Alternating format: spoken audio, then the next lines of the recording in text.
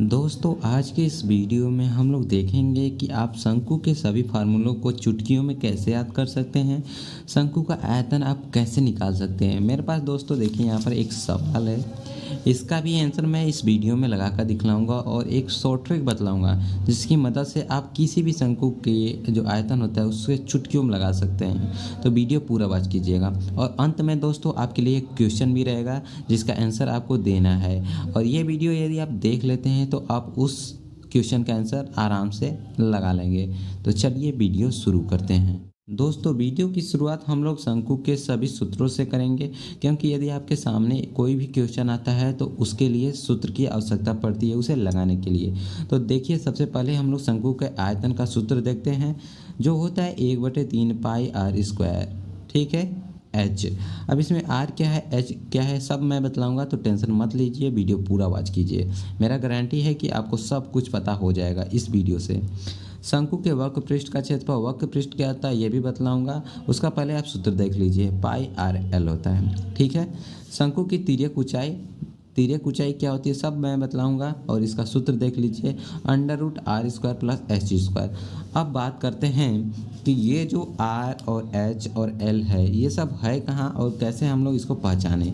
तो ध्यान से देखिए, मेरे पास एक यहाँ पर एक शंकु है। शंकु मतलब आप कभी आपके घर में कोई जन्मदिन मनाया होगा तो टोपी आप लाते हैं तो वो एक शंकु के आकार का होता है।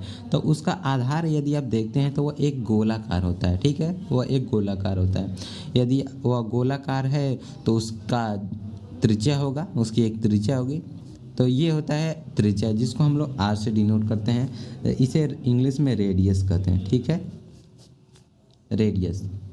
अब देखिए एच से सिंपल हाइट होता है, ठीक है, हाइट यहाँ से यहाँ तक की हाइट, ठीक है, ये समझ में आया आपको। तिर्यक ऊंचाई जिसे हम लोग एल से डिनोट करते हैं, एल।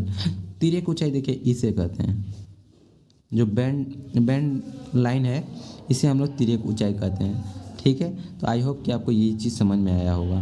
तो सब कुछ का मैं फार्मूला बतलाता हूँ। देखिए दोस्तों, मान लीजिए कि यदि आपको क्वेश्चन दिया है उसमें आपको हाइट दिया है, लंबाई पूछ दे, मतलब तिर्यक लंबाई पूछे, तो आप उसके लिए कौन सा सूत्र लगाते हैं, L = h² प्लस r²। वहीं पे यदि तिर्यक ऊंचाई दे दे और हाइट को पूछ दे तब आप कौन सा सूत्र लगाएंगे। तो इसके लिए कोई सोचने की ज़रूरत नहीं है, इसमें आपका यूज होगा पाइथागोरस प्रमेय। तो ध्यान से देखिए, यहाँ से ये लाइन और ये लाइन ऐसे मिला दिया जाए तो ये एक समकोण बनाएगा, ठीक है। देखिए ध्यान से, समकोण बना लिया, ठीक है। तो यहाँ पर हम लोगों का पाइथागोरस प्रमेय लागू होता है। तो यहाँ तक की दूरी r होती है, ये हमारा h है और ये हमारी l है, ठीक है।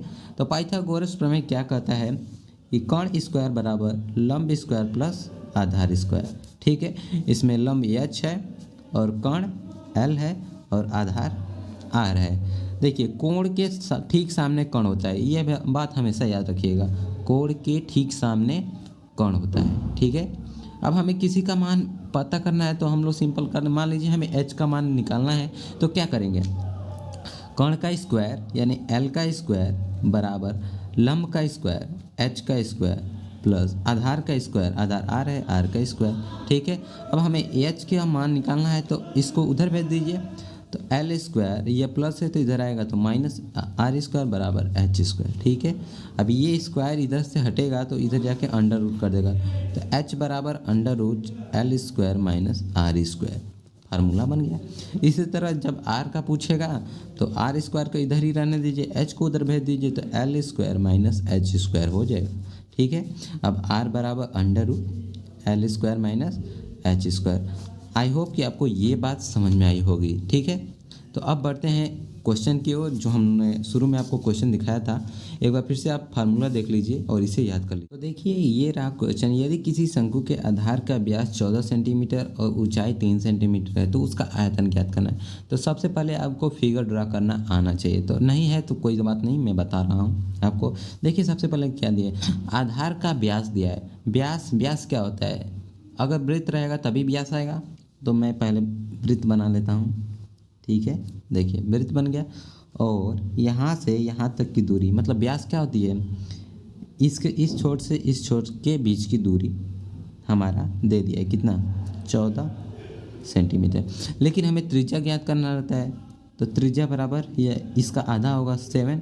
फार्मूला भी होता है इसका कि d मतलब व्यास बराबर 2r होता है, ठीक है, जिसमें हम लोग को व्यास का मान दे दिया 14, 2 × r। ये इधर गुणा है तो उधर जाके भाग कर देगा, तो 2 से ही कट जाएगा, तो r बराबर 7, ठीक है, r का मान 7 आ गया। अब देखिए ध्यान से, शंकु है तो ऐसे बनेगा, बिल्कुल ऐसे बनेगा, ठीक है। अब देखिए इसमें ऊंचाई कितना दिया, 3 सेंटीमीटर, तो ऊंचाई हम लोग 3 सेंटीमीटर लिख देते हैं, ठीक है। अब देखिए हम लोगों का फार्मूला होता है आयतन बराबर शंकु का आयतन, शंकु का आयतन बराबर 1/3 पाई r²h, ठीक है। सबकी वैल्यू मैं बतलाता हूँ, हम लोगों को सब कुछ पता है, बस मान रखना है, आंसर आ जाएगा। कितना सिंपल होता है देखिए, 1/3 पाई की वैल्यू 22/7 रख सकते हैं आप, या 3.14 भी रख सकते हैं, आपका मन, ठीक है। r² है, r की वैल्यू हम लोगों ने 7 निकाला था, देखिए यहाँ पर 7 है, तो इसी का स्क्वायर करेंगे तो 7 × 7 लिख सकते हैं हम लोग ऐसा, और गुणे h की वैल्यू देखिए 3। अब ध्यान से देखिए एक और चीज़, जो मेन चीज़ है वो भी देख लीजिए। देखिए r 7 है, 7 सेंटीमीटर है, तो इसका सेंटीमीटर एक यहाँ होगा, गुणे एक 7 और है तो इसका भी सेंटीमीटर होगा, ठीक है। एक और 3 सेंटीमीटर ये भी है, तो ये भी सेंटीमीटर, ठीक है। इतना बात आपको याद होना चाहिए, और इसका भी बहुत यूज है, इस पर आपको 1 नंबर मिलता है। अब सिंपल क्या करेंगे, देखिए 7 से 7 कट गया एक, अब इसका ऊपर गुणा कर लीजिए और इसका ऊपर, तो मैं गुणा कर देता हूँ 22 × 21, 7 × 21 अब बटा 3, ठीक है।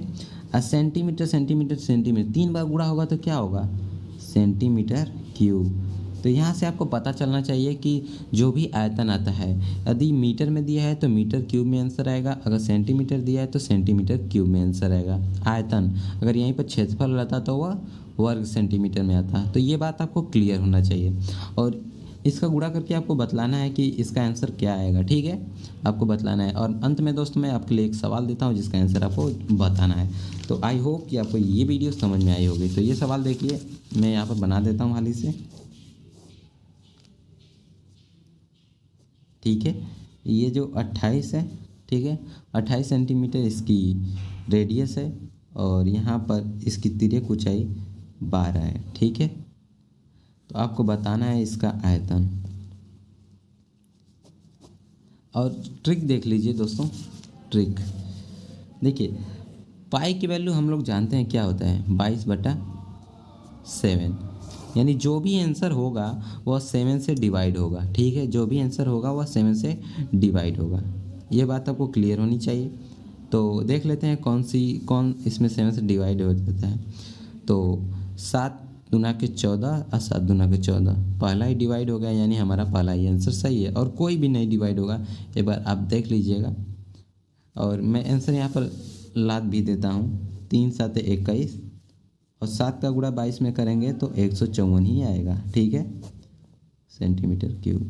तो आई होप कि ये ट्रिक आपको समझ में आई होगी।